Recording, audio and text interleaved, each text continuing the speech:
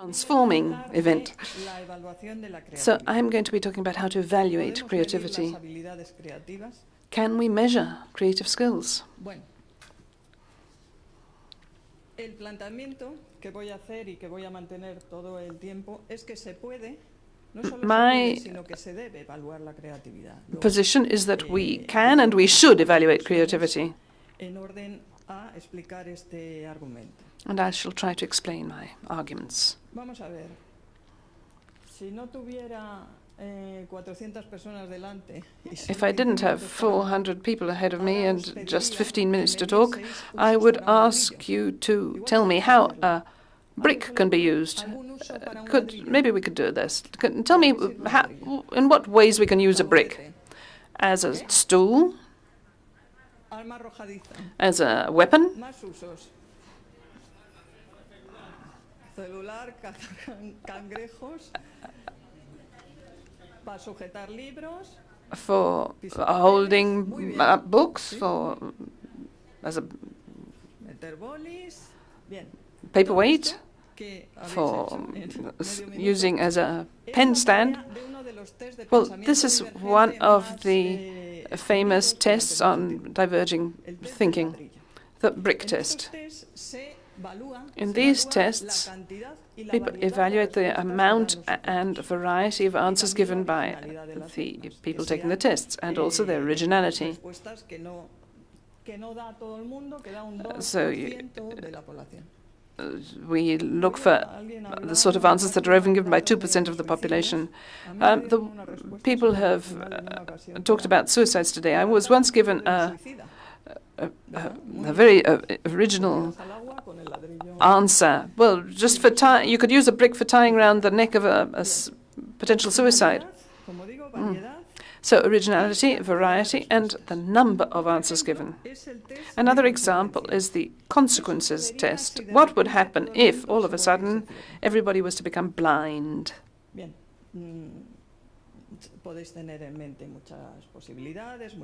There are lots of possibilities that you might have in mind, lots of possible consequences, and this would be evaluated in the same way as the brick test. These tests come from the Guildford battery of tests. These systematic studies on creativity were begun back in the 1950s.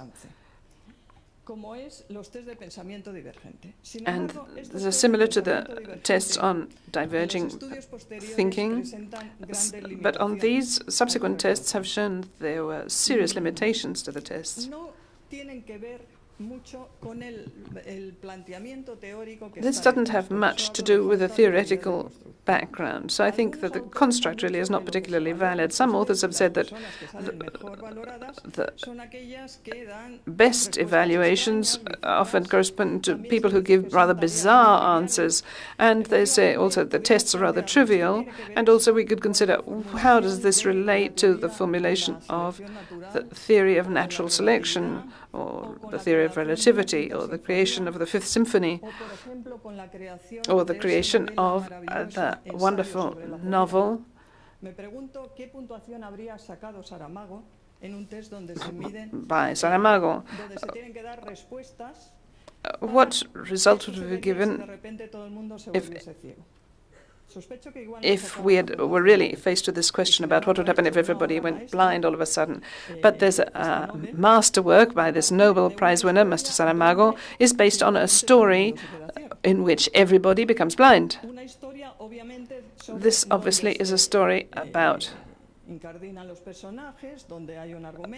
different people, there's an argument to the story, and the process of creation goes way beyond the actual proliferation of separate responses, as we see in this test. And nor do these tests have any sort of predictive value. They may be useful, but if they're applied to a sample of children aged 8, then they really won't say much about their possibility in the future as being creators. So really these tests are not sufficiently predictive. And there's one thing that I think is essential in all of this: the contextual nature of creativity. Creativity, this has already been stated by Christopher, who spoke about Leonardo, and today he says it would be impossible to have Leonardos who had knowledge in all areas of knowledge. Creativity has a contextual nature, and in the capital C for creativity that was mentioned by our colleague Bamford this morning, well, there are certain people are specialized in a specific area. If you break down a paradigm or you take a step outside those limits, or if we try to look at nature from a different point of view, such as Darwin did, well, we're unlikely to be a great composer or a great violinist or a great sports person or a great film director. So, what does this mean? Well, it means that creativity takes part in a specific context, and it includes the actual aspects of creative thinking, which are always the same, but we have to take into account the skills related to the different domains. And previously we've heard about the 7 intelligences of Gardner.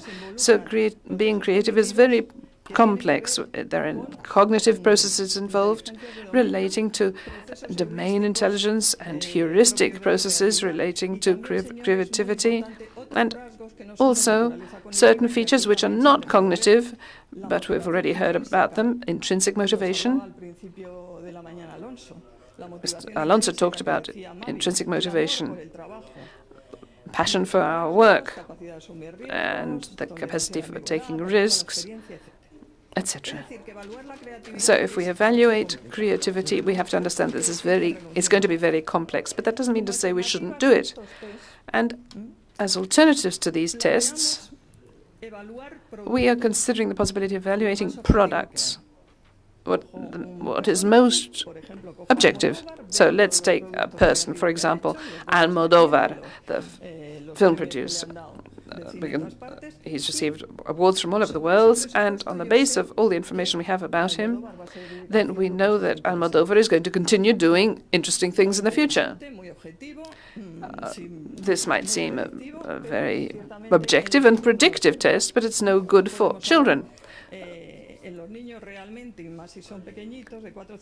If we're talking about children aged 4 to 5, we can't talk about their prior creative production in order to predict their future creative production. We have to also evaluate the situation.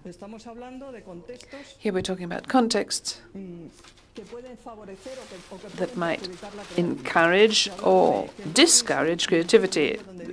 Apparently, Ken Robinson said once that schools kill off creativity. What aspects really encourage or discourage creativity? This is really very relevant if we want to increase creativity. And then finally, we have to talk about evaluating processes. Here we're referring to how we define, through creativity, processes which usually explain creative thinking. So this is a test that I drew up with some co-workers. This is the test on child creativity, and we went beyond diverging thinking, and we tried to base on problem resolving. And here we're talking about searching for and resolving problems. There's a quote from Einstein here. I'm not going to read it. You can read it for yourselves. I don't have time to read it myself, but Einstein considered that what was essential for scientific progress was to really discover problems rather than just resolving problems that had already been discovered. And this takes us towards artificial intelligence. And these authors that I've mentioned, Gesell and Sistemi-Halle, have a theoretical model in which they develop all of this. In that's the theoretical model we took to develop our test. And so in this test, the children have a sheet of stickers, and what they have to do is to cut out whichever ones they like, and they have to draw up a model and then do a drawing based on that model. That might seem very simple, but in fact it's very complex. And in the study we found a number of variables that define the way they were looking for problems. So in the model phase, when they actually were working with the stickers without beginning their drawing, look at this, which I find rather curious. In this drawing, you see, in this case, we see a child that took a robot and sat the robot on top of the horse. We call this atypical manipulation. This predicts creativity. In another case, once they reach the drawing stage, we see, if we look at the interaction on the left, you see a girl with a horse. And on the right, there's no interaction at all. And then also, if we look at the introduction of verbal elements, then we see that the child is creating a story, not just drawing. So it's actually finding a problem, formulating a problem, and also going away from the models. The child takes some stickers, but then develops that story, including other elements which were not originally in the model. Obviously, you can't do an empirical study. This test has been published and meets all the formal requirements. But I'm now going to talk about the reason for evaluating creativity. Why should we measure creativity? Well, we talk about identifying people who have skills that are not identified in classic tests for skills or in academic results. Previously, Mr. Alonso showed us a very dramatic slide where we were able to see the decline in creativity after the age of 6 or 7.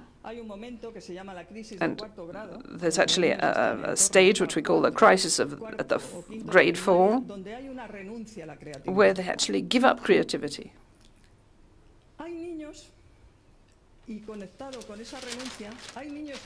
And there are some children who are especially creative who are not properly valued in academic results because there's no correlation between their IQ and creativity. And even in the school reports, these are often children who irritate their teachers, they're children who create problems, they just work on what they're interested in, giving up other areas, and these children should be identified and can be identified with this test. This is a test for primary schools from age 6 to 12. And also we're interested in measuring creativity, not only to identify these potentially creative children, but also to determine the problems that might exist in a certain school, because, as we've already said, some schools can kill off creativity. So we need to be able to detect schools or people